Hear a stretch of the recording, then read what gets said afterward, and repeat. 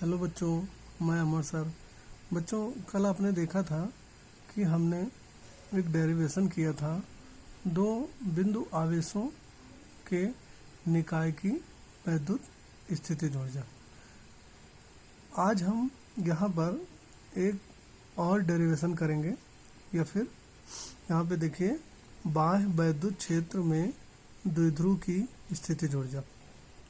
अंग्रेजी में से देखें तो हम electric potential energy of a dipole in external electric field, या potential energy of a dipole in external electric field. तो इसके लिए बच्चों सबसे पहले हम क्या करेंगे, एक फिगर बनाएंगे। यहाँ पर दिया हुआ है, देखिए ये हम एक समान वैद्युत क्षेत्र ले रहे हैं, जिसको हमने ये देखिए समांतर लाइन से डिनोट किया है, और ये देखिए आपका वेक्टर ई दिया हुआ है। अब बच्चों यहाँ पर ये देखिए एक आपका डाइपोल दिया है। मान लेते हैं कि ये आपका ए बी एक डाइपोल है, जहाँ पर जो बिंदु ए है उस पर चार्ज माइनस क्यू है, और जो बी है उस पर चार्ज आपका प्लस क्यू है। और ये जो डाइपोल है आपका, अगर आप देखें तो इसके जो बीच की जो दूरी होती है बच्चों, आपको पता है, हमने पढ़ाया है, ये आपका 12 होती है। तो यहाँ पर अगर आप देखें तो ये जो डाइपोल है वैद्युत क्षेत्र के साथ में आपका थीटा एंगल बना रहा है, और फिर उसके बाद इस डाइपोल को थोड़ा सा घुमाया जाता है, और फिर वो एंगल आपका डी थीटा बनाता है। और यहाँ पर देखिए कि हमने इसको डॉट लाइन से डिनोट किया है।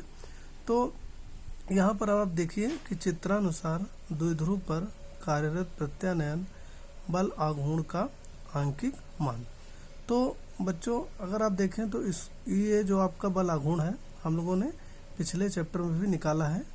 तो आपको पता है कि यहाँ पर प्रत्यानयन बल दिया हुआ है, यानी कि बल के विपरीत बल, यानी कि उसको हम लोग प्रत्यानयन बल बोलते हैं।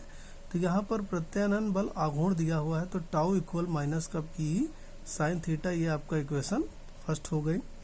तथा प्रत्यानयन बल आघूर्ण के विरुद्ध बाह्य बल आघूर्ण द्वारा किया गया कार्य, क्योंकि आपको पता है कि जब डाइपोल को घुमाएंगे तो वहाँ पर कार्य करना पड़ेगा, क्योंकि वहाँ पे आपका विस्थापन हो रहा है।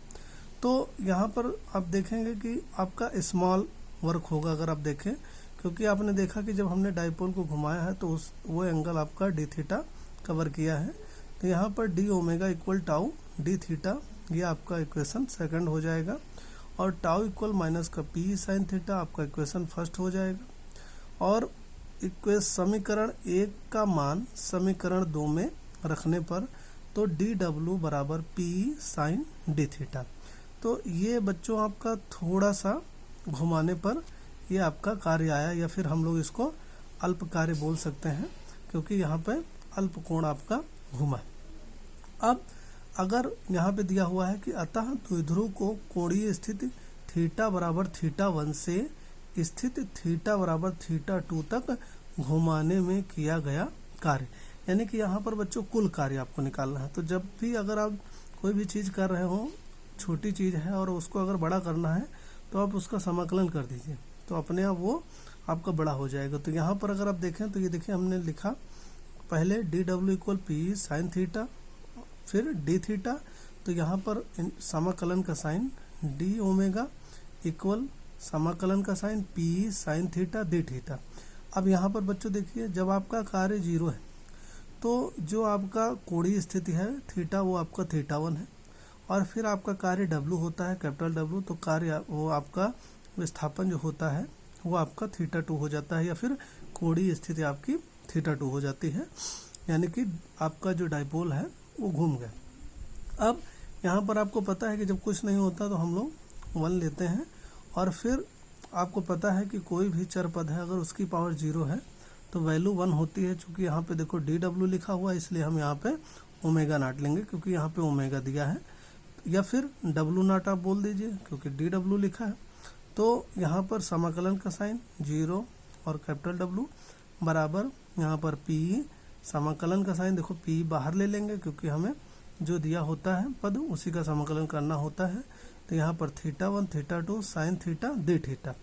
अब आप देखिए जब यहाँ पे सॉल्व करेंगे तो बच्चों आपको हमने फार्मूला बताया है कि अगर आप देखें यहाँ पे अगर हम बात करते हैं कि x की पावर n जो dx होता है, अगर आप देखें तो x n+1 अपॉन n+1 होता है। तो अगर यहाँ पे x है तो dx है, v है तो dv है, w है तो dw है। तो वैसे ही यहाँ पे हम सॉल्व करेंगे।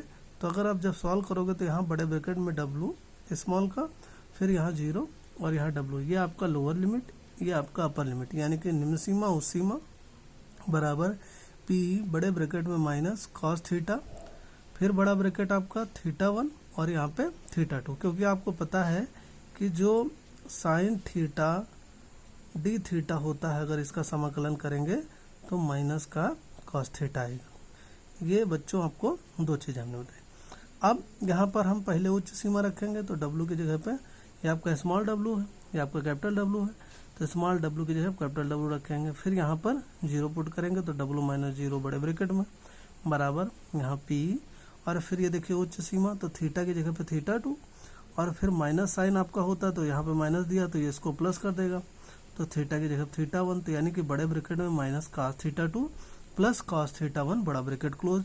तो w बराबर p बड़ा ब्रैकेट cos θ1 माइनस cos θ2 बड़ा ब्रैकेट क्लोज। यदि θ1 बराबर 90 डिग्री तथा θ2 बराबर थीटा हो तो w बराबर माइनस p cos थीटा होगा। यहाँ पर अगर आप देखें तो θ1 की जगह पे 90 डिग्री पुट कर दीजिए, और जो आपका θ2 है वहाँ पे थीटा पुट करेंगे तो यहाँ पर वैल्यू आपकी क्या हो जाएगी, 0 हो जाएगी। और यहाँ पर अगर आप देखेंगे तो माइनस का cos थीटा, तो वही w इक्वल टू माइनस का p cos थीटा आपका हो जाएगा। अब आगे बच्चों देखिए यहाँ पर स्थितियाँ आपकी जनरेट हो रही हैं।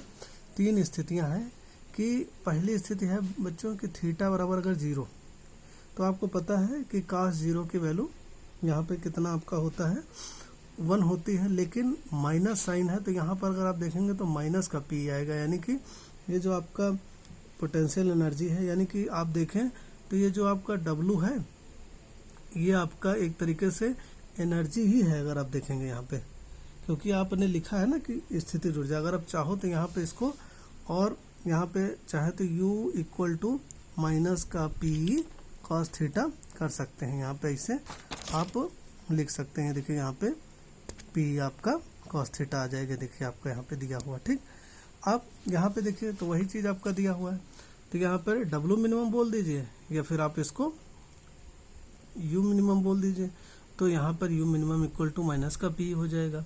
सेकंड अगर आप देखें तो थीटा इक्वल टू 180 डिग्री, तो फिर यहाँ पर क्या होगा, आपका u मैक्स होगा, यानी कि आपको पता है कि cos 180 डिग्री -1 होता है, तो यहाँ पे -1 प्लस हो जाएगा तो p आ जाए, यानी u मैक्स आपका p हो जाएगा। फिर आप थीटा इक्वल टू 90 डिग्री रख दीजिए, तो cos 90 वैल्यू 0 होती है तो आपका u 0 हो जाएगा।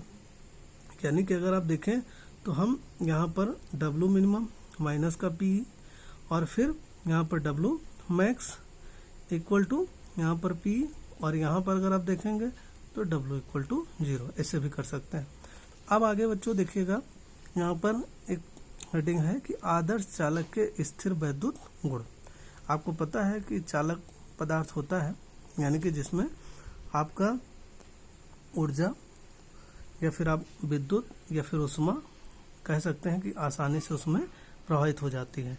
लेकिन चूंकि हम लोग चैप्टर विद्युत से रिलेटेड पढ़ रहे हैं, तो यानी कि चालक में अगर देखेंगे तो यहाँ पर आपका इलेक्ट्रॉन अंदर रहेगा। तो यहाँ पर अगर आप देखें तो लिखा हुआ है आदर्श चालक के स्थिर वैद्युत गुण, यानी कि electrostatic properties of an ideal conductor. तो सबसे पहली प्रॉपर्टी यहाँ पे बच्चों दी है कि जो आवेशित या फिर अथवा उदासीन चालक के भीतर सर्वत्र स्थित स्थिर वैद्युत क्षेत्र शून्य होता है। अब बच्चों यहाँ पे देखिए आपका उदासीन चालक दिया हुआ है, तो यहाँ पर अंदर देखेंगे तो आपका वैद्युत क्षेत्र शून्य होगा, बाहर भी देखेंगे तो वैद्युत क्षेत्र शून्य होगा। यहाँ पर देखिए आवेशित चालक है, तो यहाँ पर अगर सेंटर पे देखेंगे तो आपका वैद्युत क्षेत्र शून्य होगा, क्योंकि यहाँ पर केंद्र पर आपका आवेश जो होता है शून्य होता है। और यहाँ पर सतह पे देखिए प्लस क्यू चार्ज आपका दिया हुआ है, और ये आपका एक समान बाह्य रूप से जा रहा है, तो अगर आप देखेंगे तो यहाँ पर कुछ न कुछ आपका वैद्युत क्षेत्र होगा। और आपको भी पता है कि प्लस क्यू चार्ज जब होता है तो जो आपकी वैद्युत बल रेखाएं होती हैं वह बाह्य की ओर होती हैं। आगे हम लोग बच्चों देखते हैं सेकंड कि आवेशित चालक के पृष्ठ के प्रत्येक बिंदु पर ठीक बाहर स्थिर वैद्युत क्षेत्र अभिलंबवत होता है। अब देखिए कि अगर हम यहाँ पे टच करें तो ये सब लाइनें एक दूसरे के परपेंडिकुलर होंगी। अगर आप देखेंगे इस फिगर में सबको अगर आप टच करिए तो ये आपको अभिलंबवत दिखेंगी। और थर्ड अगर आप देखेंगे तो यहाँ लिखा हुआ है कि किसी चालक को दिया गया अतिरिक्त आवेश स्थैतिक स्थिति में चालक के पृष्ठ पर विद्यमान होता है, चालक के भीतर कोई नेट आवेश नहीं होता है। हम लोगों ने इसको सॉल्व किया है कि केंद्र पर आपका आवेश शून्य होता है। चौथा आपका दिया है चालक के समस्त आयतन में स्थिर वैद्युत विभव कैपिटल V का मान नियत होता है और चालक के पृष्ठ पर भी कैपिटल V यानी कि आपका विभव है का मान नियत तथा भीतर के बराबर होता है। धन्यवाद।